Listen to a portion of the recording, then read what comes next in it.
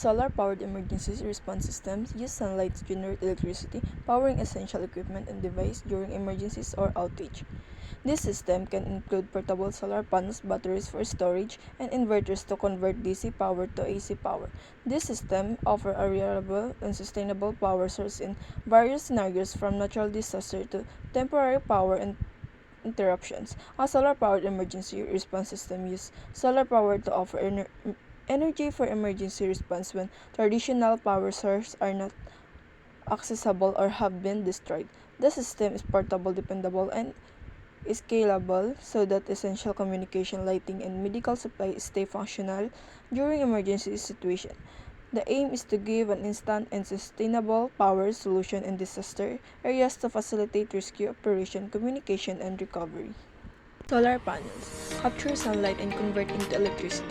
Solar charge controller manage the system operation including charging, discharging, and energy distribution. Inverter converts direct current electricity from the panels into alternating current electricity which is needed for most appliances.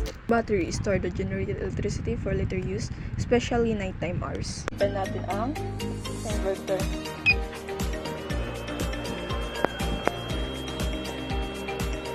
At ito try na natin kung nagagana talaga siya.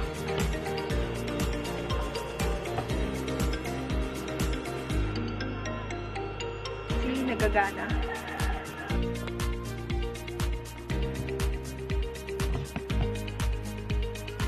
Ikakabit natin ang battery sa solar charge controller.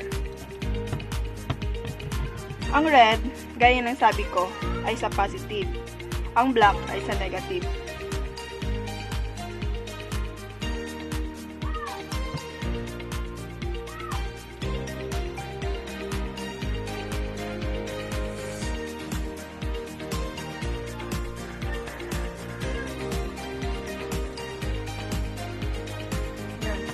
Tapos niyan, ang ikakabit naman natin ay ang solar panel.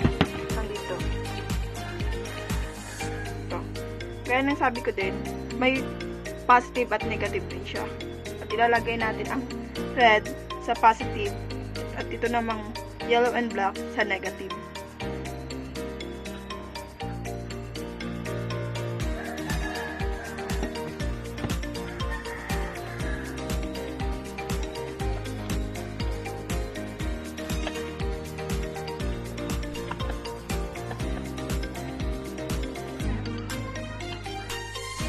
Inverter, battery, solar charge controller, at ilaw. Gagamitin mamaya.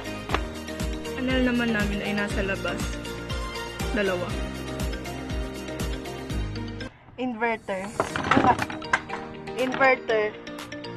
Ikakabit siya sa battery. May nakalagay naman yun ng positive tsaka negative. Kahit dito sa inverter. So, ang red ay positive at ang black ay negative.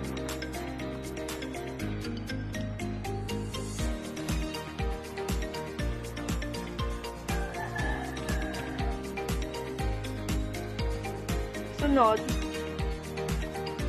battery ikakabit sa solar charge controller. Ito. Kasi may ano naman siya, solar panel, battery, tsaka outlet. Ikakabit natin siya sa battery.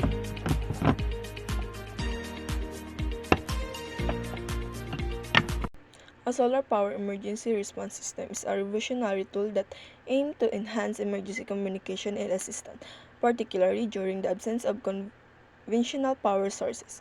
The system is crucial responding to natural disasters such as hurricanes, earthquakes, floods, and wildfires, where the infrastructure can be destroyed. The system acts as an emergency communication center for emergency responders to facilitate coordination and sharing of information.